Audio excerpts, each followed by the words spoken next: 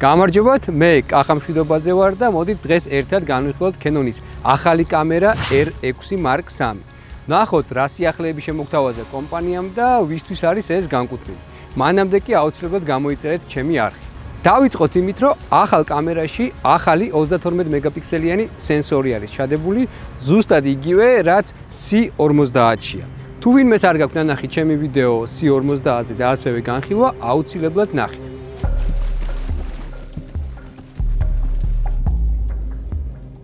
მოდით გავაგრძელოთ დიზაინით, ამ მიმართულებით ბევრი არაფერი შეცვლა, უბრალოდ დაემატა ღილაკებს ფუნქციური მნიშვნელობა, მაგალითად, ერთ-ერთი არის MFN ღილაკი, რომელზეც ხელის ერთი დაჭერით შეგიძლიათ ფოტოს გაგზავნა პირდაპირ ტელეფონში და აქვე იმასაც ვიტყვი, რომ გაიზარდა ფოტოს გაგზავნის სიჩქარეც.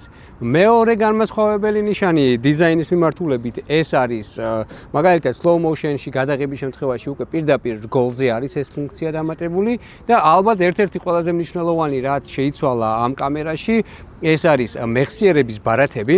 უკვე შეგიძლიათ გამოიყენოთ ორი სხვადასხვა ტიპის მეხსიერების ბარათი, ეს არის CF Express Type B ბუდეა და მეორე SD ბარათის ბუდე. რაც შეეხება ელემენტს, კამერას მოყვება LPE6P, ეს არის ახალი თაობის ელემენტი, რომელიც ფაქტიურად ყველა ახალ კამერას მოყვება. მოდით დავუბრუნდეთ კამერის ტექნიკურ მონაცემებს. ფოტო მიმართულებით, მაგალითად, კამერას შეუძლია წამში 40 კადრის გადაღება ელექტრონული შატერის გამოყენების მეშვეობით, სადაც rolling შატერი გაუმჯობესდა, ხოლო მექანიკური შატერის შემთხვევაში 12 კადრით შემოიფარგლება. ეს ამ კამერას უფრო კომფორტულს ხდის, მაგალითად, მეგაპიქსელების გათვალისწინებით, როგორც wildlife ფოტოგრაფებისთვის, ასევე ვინც სპორტულ ღონისძიებებს იღებს და ასე შემდეგ. Wildlife-ის და სპორტული ღონისძიების ფოტოგრაფებისთვის ერთი ძალიან მნიშვნელოვანი ფუნქცია ეს pre-capture არის, რომლის მეშვეობითაც თქვენ შეგიძლიათ ფოტოების გადაღება იქამდე, სანამ გადაღების ღილაკს ბოლომდე დააჭერთ თითს. კამერაში გაუმჯობესდა ავტოფოკუსის ფუნქცია, დაემატა სახეების რეგისტრაცია, რომლის მეშვეობითაც თქვენ შეგიძლიათ დაარეგისტრიროთ სახეები და როგორც კი ეს სახე აღმოჩნდება კადრში, კამერა ავტომატურად გაასწორებს ფოკუსს მასზე. ასევე გაუმჯობესდა გამოსახულების სტაბილიზაციის სისტემა, რომელიც 8 ნახევარ ნაბიჯამდე გაიზარდა.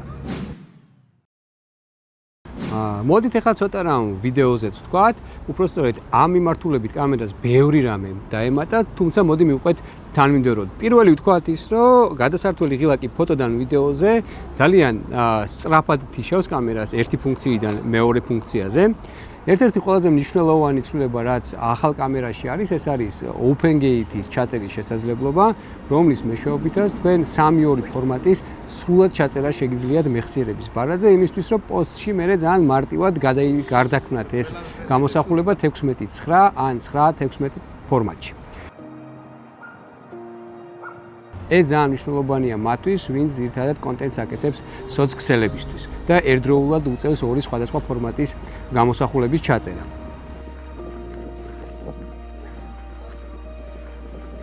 გარდა ამისა, დაემატა 7K რავის ჩაწერის შესაძლებლობა პირდაპირ მეხსიერების ბარათზე და ასევე C-Log 2. რაც შეეხება slow motion-ს, თქვენ უკვე შეგიძლიათ 4K-ში 120 კადრის გადაღება ყოველგვარი კროპის გარეშე. ვიდეოს შემთხვევაშიც კამერას აქვს შესაძლებლობა ჩაწეროს 3-5 წამი იქამდე, სანამ თქვენ გადაღების ღილაკს დააჭერთ ხელს. რაც შეეხება low lights, ამ შემთხვევაში მე რაც ვსადე 6400 ISO გამოიყურება ძალიან კარგად და ვფიქრობ ეს საკმარისი არის ფაქტიურად ყველა ტიპის გადაღებისთვის. და თუ კი ესეც არ არის საკმარისი, მაშინ თქვენ სულ თავისუფლად შეგიძლიათ გამოიყენოთ 12800 და თქვენ წარმოიდგინეთ 25600 ISO-ც კი C-Log 3-ში. რაც შეეხება გამოსახულების სტაბილიზაციის სისტემას, აქაც ყველაფერი რიგზეა, დაახლოებით იგივე 8 ნახევარ ბიჯიანი სტაბილიზაციის სისტემა, რაც Ronin-ს ვერ ცვლის, მაგრამ ძალიან სტაბილურს ხდის გამოსახულებას.